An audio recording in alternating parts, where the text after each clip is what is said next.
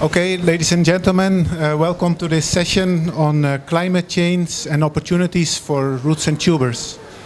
In the coming half an hour, we'll have a little question and answer session and debate about this topic. Of course, the topic of climate change itself is very broad and has multiple angles to it. And of course, the roots and tuber crops, from the literature, we know that some of them may be better adapted, some may be less adapted to climate change, but definitely the whole climate change scenario and how it's going to impact on roots and tubers will have a huge footprint on funding and the efforts of science and investment for the coming decades. Of course, part of that is related to trends that are following climate change, temperature changes, changes in heat or drought, and that's something that different people are looking at. Entomologists, people looking at diseases, how the agroecologies will change, how the incidents will change, but of course also for breeders working on climate smart traits, heat tolerance, drought tolerance, it's an important topic.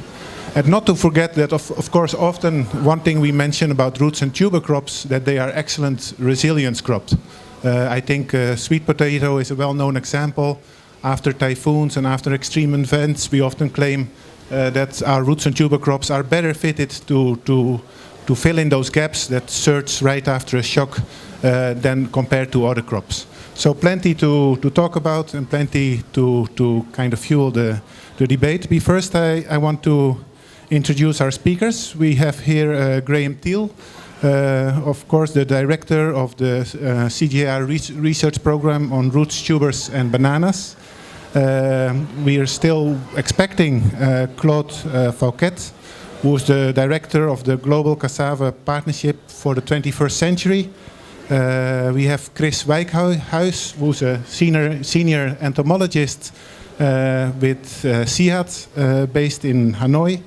And we have Lawrence Kent, who's a senior program advisor at the Bill and Melinda Gates Foundation. But now let's maybe take a next step and look at the future with our fourth and last question. So this question is for Lawrence, and the question is, what research steps can be taken to ensure that roots and tubers can benefit smallholder farmers in the future, despite the impact of climate change?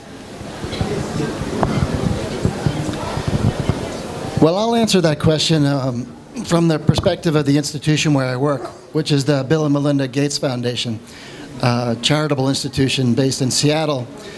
And we work funding projects in a lot of crops. When it comes to the roots, tubers, and bananas, our focus is primarily on Africa. So I'm speaking or answering this question really with an African lens on. And the reason that the Gates Foundation is interested in investing in roots, tubers, and bananas is because these are the crops that are very important parts of the livelihood of the poorest of the poor that live in sub-Saharan Africa.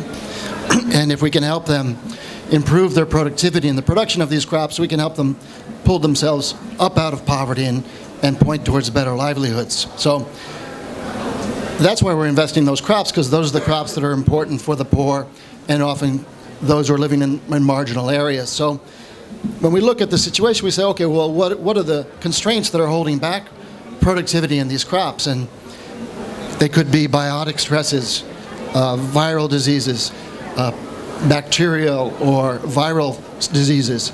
Those type of threats are holding back productivity in these crops. And they're particularly problematic in the roots, tubers, and bananas because the way these crops are propagated, the viral diseases, for example, can linger from generation to generation. So that's an important area that we try to tackle through our investments. But then there's the abiotic threats, drought and flood, and those are the ones that we often think of when we consider issues of climate change, and how those problematic incidents will become more frequent as climate change occurs. So I really think that we're kind of on the right strategy already, but the existence of climate change means we have to do what we're doing faster, and we need to do it smarter.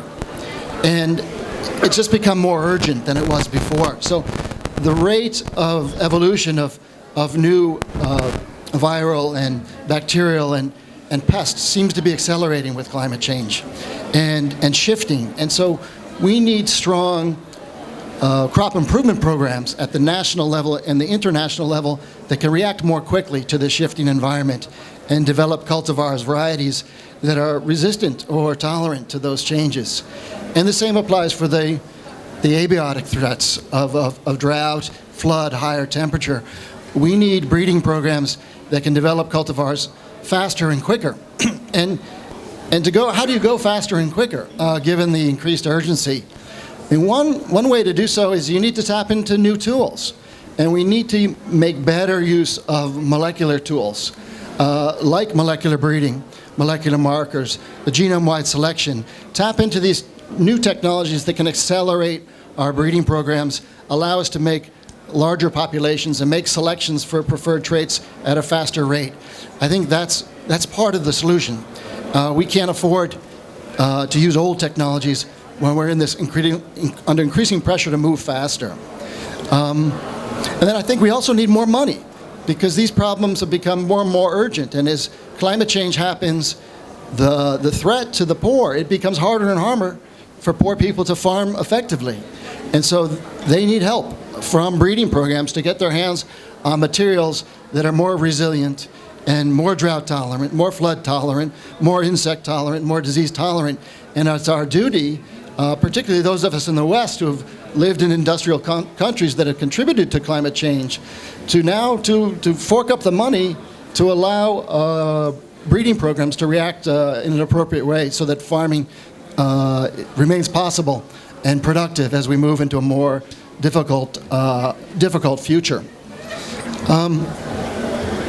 So it's the money and then the new tools that I wanted to focus on. So that's my answer. Thank you very much. So we need to be faster, smarter, and we need new technologies and more money. I think that brings us to the end of this session.